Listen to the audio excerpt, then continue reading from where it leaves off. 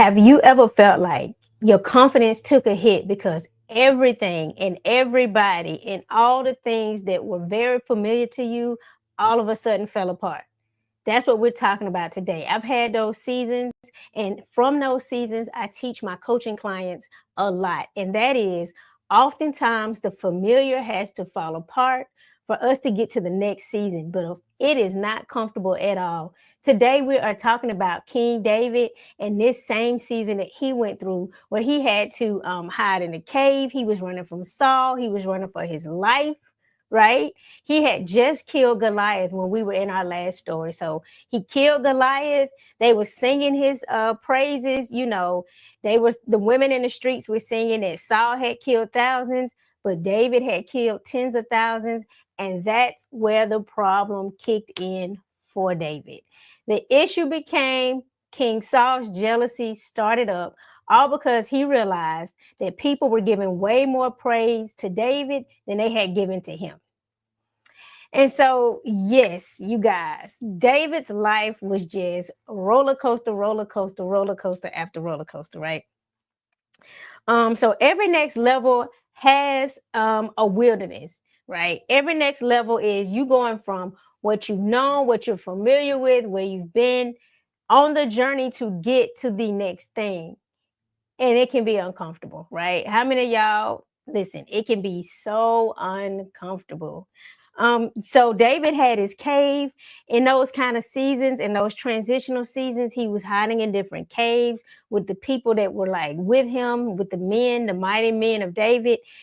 In those same seasons for myself, where I've had like cave moments, seasons of being isolated, I've had my journal, right? I've always journaled. I've always had a way to process, okay? And so this was a season of isolation, right? It's a season that you may experience after a transition. It could be a good transition, right? It could be a loss. It's just one of those in between seasons, right? So for David in the story, he killed Goliath, and Goliath ended up, that was my watch, sorry. David killed Goliath, and Saul ended up promoting him. After David kills Goliath, Saul says, "Hey, I want you to be full time with the king, with me in the castle. I don't want the part time back and forth anymore. You just killed a giant. You just saved us. I want you here." So David went from being at his father's house and in the castle to fully being in the castle, right? And so he ended up, I'm trying to find where I left off. I left off in 1 Samuel 17. Um, it's where Saul asked him who he was. And David was like, "I'm the son of your servant Jesse, the one who lives in Bethlehem." By the time David had finished reporting to Saul, Jonathan was Saul's son, was deeply impressed with David, and an immediate bond was forged between them. So they became really close friends. Jonathan ends up saving David's life time and time and time again. So Saul received David into his own home. This is when King Saul told David, "Hey, I want you here full time," right? And Jonathan and David got close. Um, David was doing well. He was doing so well that he got promoted to being in charge of military operations, right? Everybody loved David. The servants loved him. The people loved him.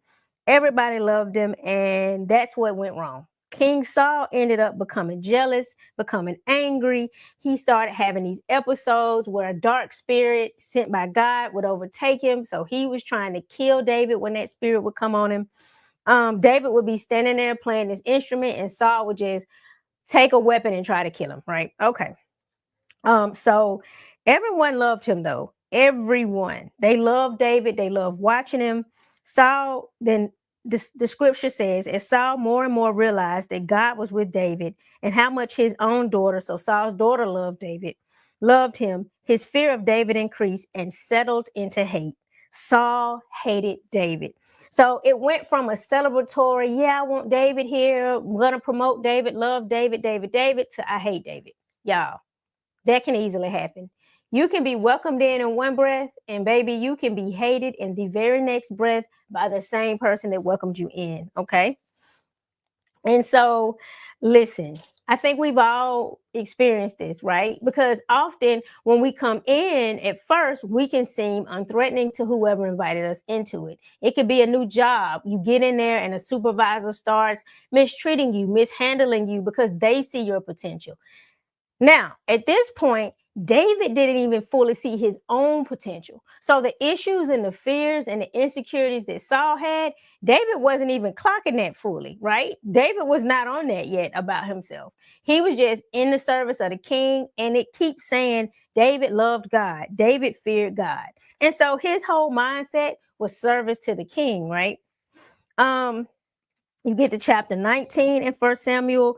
Saul tried to kill David, and Jonathan intervened. He told David, run for your life. I'm going to try to talk my daddy down. He ends up telling his father, hey, David has done so much for us. You don't want to hurt him. This makes the mood subside for a little while. But y'all, it just kept being these episodes up and down, up and down. One minute Saul was okay. The next minute that spirit took him over, baby, and he was trying to kill David once again. Okay. And so, yeah, David had to run a lot. David had to hide a lot. This is his cave season. I want to know how many of you have been in a cave season? And when you were in that season, what did you have? For me, I had a pen and a notebook and I would write it out, work it out, talk to God on paper, right? But what was it for you? Another thing that is very interesting about this time. Now I'll go to Psalm 57. Now Psalm 57 was written by David when he hid in a cave from Saul. It literally says a David psalm when he hid in a cave from Saul. I'm going to just read the first 3 verses and it says, "Be good to me, God, and now I've run to you for dear life. I'm hiding out under your wings until the hurricane blows over. I call out to high God, the God who holds me together. He sends orders from heaven and saves me. He humiliates those who kick me around. God delivers generous love. He makes good on his word." Listen, David was hiding, honey, and he was afraid. He had to keep running for his life. Could you imagine it? The king told me to come here, but now the king wants to kill me. That's crazy. Anyway, he ends up in a covenant relationship with Jonathan, and this is key. Although David is in one of the most hectic, crazy, probably confusing seasons of his life, he also ends up in a deep relationship, a friendship with Jonathan, who is Saul's son. Jonathan saves him. Jonathan intervenes. Jonathan warns him time and time and time again, right? Um, Jonathan helps David, escape.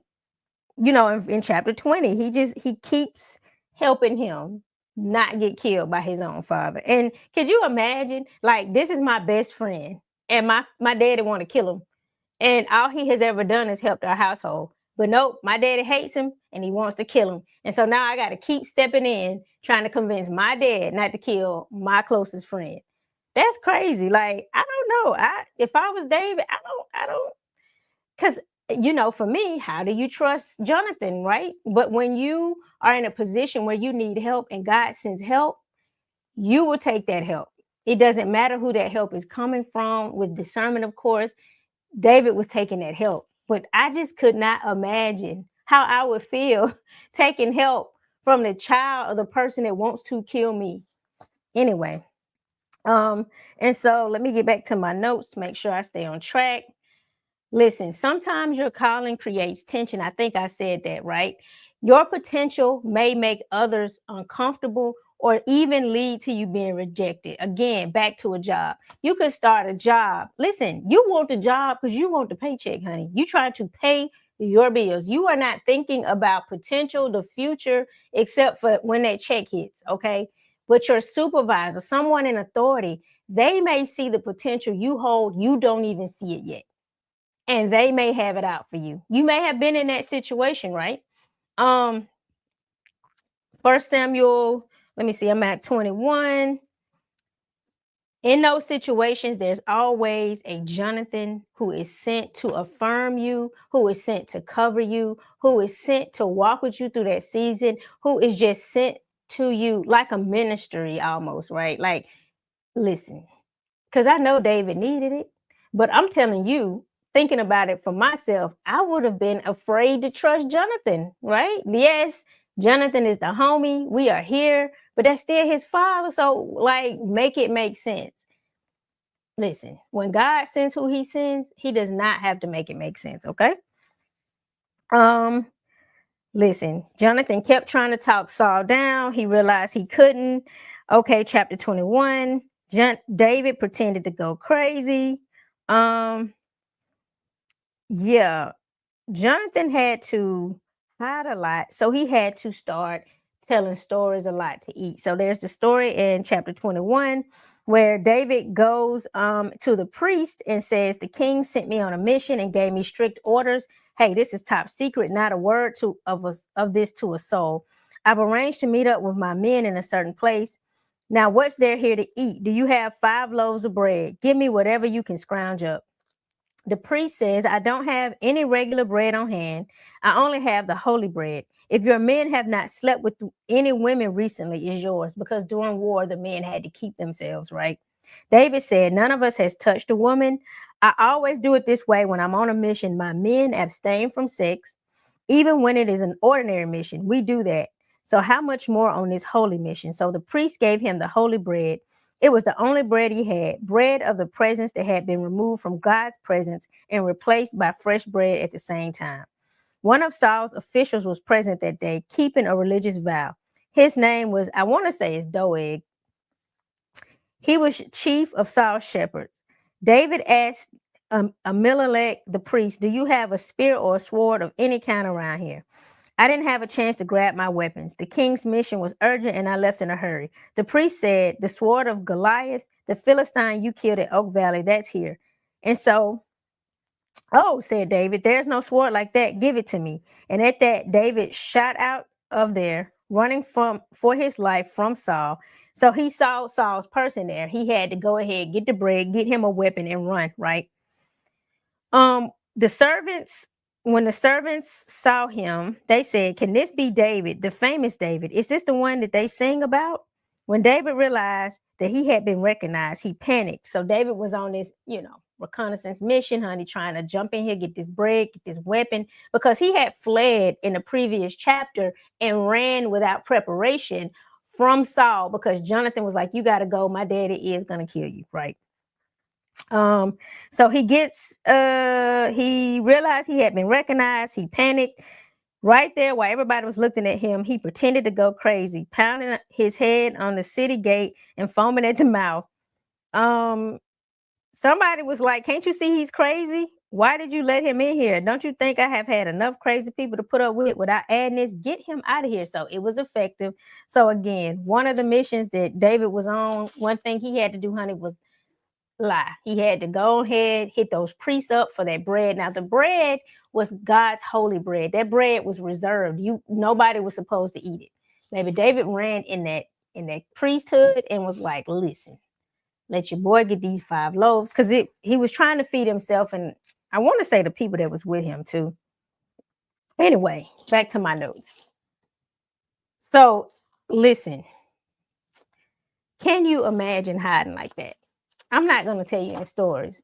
David should have been confused. Like, you brought me in here. You told me to come here, and now I spend a lot of my time hiding and running from you. Listen, I would have been like, "Y'all can have it. Why am I in here running for my life?" Okay. Clearly, King Saul needs my help. While he got all these demonic spirits and entities coming out the woodworks, he keep losing it. He's only okay when I play, but he keeps trying to kill me. Make it make sense, okay? Listen, has there ever been a time in your life where you were in between seasons and you felt like you had the friendship of one person that was sustaining you? Have you ever experienced that? Drop it in the comments, sit with it and journal it. Just a time when you had a Jonathan in your corner. Um, Also, let's see, what's another question I had for you guys? Have you been in a season where you felt in between the place you came from and the place you were headed to? King David right now isn't on the throne, but he's clearly the king. So he went from shepherd David, to this in-between season, it didn't quite deliver him to be king yet.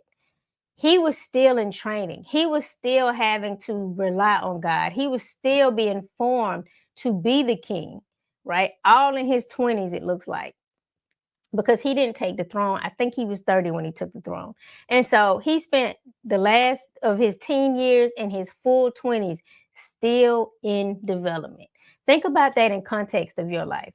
Often I'll be like, well, why am I not finished with this by now? Or why am I not here by now? But when we think about it in context of how God takes time to form us, make sure that we're fully ready, right? Doesn't just plop us into the season, but make sure that we are developed how we should be before we get to the season. Then if you think about it in that context, there are probably several areas that you're still being developed in to get to the next thing. Hold on, let me take a sip because I feel like I need to clear my throat a little bit. Excuse me.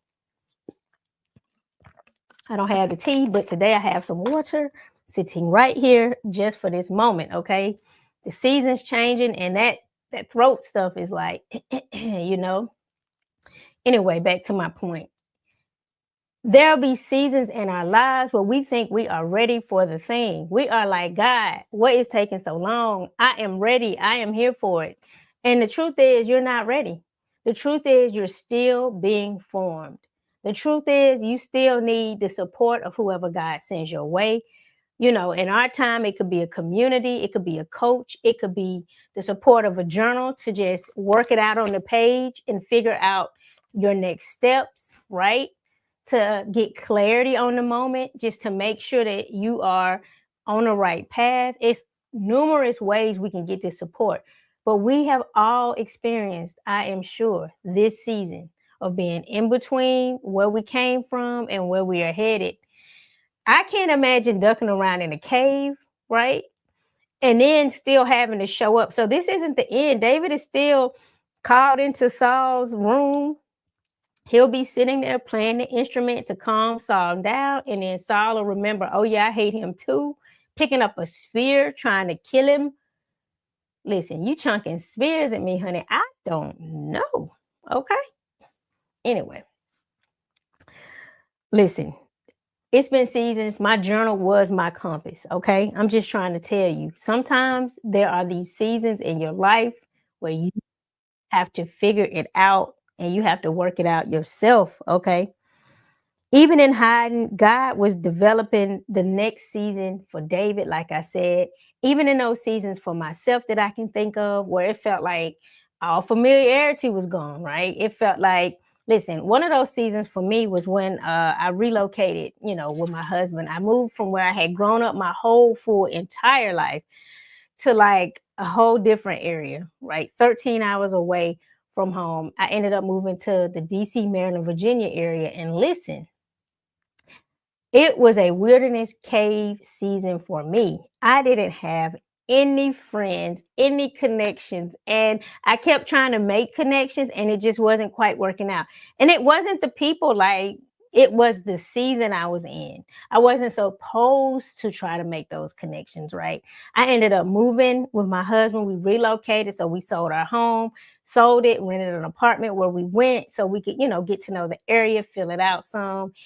It was lonely. That's when I ended up in school for my divinity degree, a degree I did not want to get. That is a whole different story of God taking me on my journey and being like, this is the next step for you, Kimberly. And I was like, oh no. Okay. So I had that grappling going on, but I, of course, went ahead, as you can see, obeyed God. The hardest degree I have ever worked on because it was intense, it was in depth, it takes a lot. It pulled so much out of me, right? I just knew I was finished, but right now I'm working on a PhD. That's a whole different story, right? Listen, when I moved though, from where I had always grown up to a whole different area, it was just me and my husband. I couldn't make any connections that were in the area. So I still had my you know, friends that I've always had. So I had like that Jonathan, but it was via phone, right? It wasn't in person per se. Listen, When I tell you that season was trying, and I know you can relate to this, it just felt like I couldn't pay anybody to be my friend in person. I couldn't buy friendship. Like it was nothing I could do except be in this season of development as I got to know this new area. Listen, my husband is IT, so his job took him away. So it wasn't like, oh, it's just me and my husband and I'm He had to go here, car, plane, train, automobile, all of the things. He would have to go, and I was with the Lord. I was in my season. I was in my isolation, right? I was like in my head listening to what people were saying to me. Oh, I should try to get a job, do this, do that. I'm up here. This is, a lot of job. God was like, but I told you to do this. But I told you to do this. Baby, when I tell you isolated, didn't see the end of the isolation, honey, you couldn't tell me that it was coming to an end. I felt ways.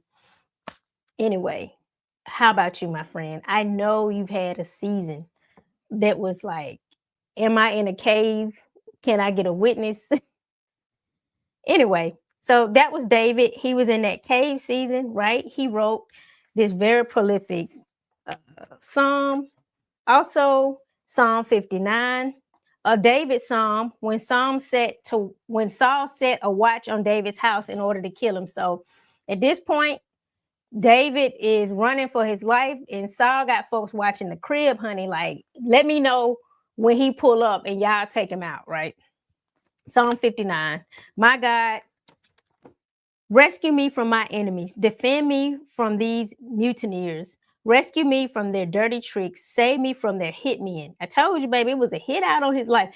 Not you got folks parked outside the house, right? Desperados have ganged up on me. They're hiding in ambush for me. I did nothing to deserve this, God. Cross no one, wrong no one. All the same, they're after me, determined to get me. David hadn't done nothing to Saul. David hadn't done nothing but went to Saul and played his little instrument. Listen, Saul had the folks set up at his house, honey. You watch the movie, they got folks sitting up waiting on you. They make that hit. Once you hit that door, they take you out. They'll take out whoever with you, baby. You know how you watch those movies, and that's exactly what this was. This was Saul out to get your boy. David couldn't even go home. You want to sneak in, get you a few little things, and get back on the road. You do that, you out. You do that, you're out. So David was still talking to God. He first developed his habit of cultivating music and poetry when he was a shepherd, when he was, wrestling lions and bears and watching over the sheep by himself. Now, you would think he would be like, okay, that's over. I'm in, I'm at the castle. No, it's not over. It's still being developed. David is still growing. God is still using a wilderness season. Okay. Like, not you left the shepherd's field for the cave. I'm thinking, okay, David going to the castle. You know what I'm saying? We in this thing. You feel me? We up. That's how we is up. Whole team up. You back down, honey. You mid. Some days you here, but then you back down. Here you in a cave. The cave a little worse than the shepherd's field. You know what I'm saying? Like with the shepherd's field, you could be out in the open. When nobody out to get your brother and your dad and them, they might not like you like that. But you had this big, vast space. You know what I'm saying? Baby, not a cave, honey. You duck down. It's dark. Ain't no windows. Cave. Cave. No amenities, Listen. I mean, I have watched videos where it was some beautiful caves where they had like pools down there and stuff. I don't know if this was that kind of cave. I'm not going to say he didn't have any amenities though. I don't know. But the fact that he had to duck off in the cave and hide from King Saul, crazy. Because you think the promotion, right, came with just elevated living, honey. I want amenities. I'm in this castle, baby. I want the red carpet. It was almost David got a promotion that felt like a demotion. Let's get a witness right there. Okay. Sometimes, in God, you went up, but it felt like this, but it's not. It's an elevation. It's still you on the way to where you are supposed to be going, but it feel like went down a few nights. Can you tell that I felt like that? Can you tell? Because listen, anyway, he wrote these prolific psalms. They literally say a psalm of David when he was running for his life. Okay, like not me running. Okay, let's see. But you, God, so I'm picking up in verse 8, Psalm 59. Break out laughing. You treat the godless nations like jokes. Strong God, I'm watching you do it. I can always count on you. God and dependable love shows up on time, shows me my enemies in ruin. Don't make quick work of them, God, lest my people forget. Bring them down in slow motion, taking them apart piece by piece. So pretty much David, like, could you get them? Right. Could you get them up off me? Listen. Psalm 57 is what I referenced, and then Psalm 59. I'm in the message. I love the message because it makes it plain. Thank you for joining me today as I keep continuing on this. If this resonated with you, I definitely want you to check out the link tree I have. Take my free quiz. Listen, women, this quiz is about your confidence. Sometimes you just need to know exactly where it is, and this free quiz will help you identify where you are. Definitely check out my journal that should be posted like under the description. Sometimes when you are in a season, all you can do is work it out. All you can do is just take it to the paper with a pen, write it out, get some clarity. Your journal will be just like your best friend, okay? And so I definitely want you to check those things out, and I will see you on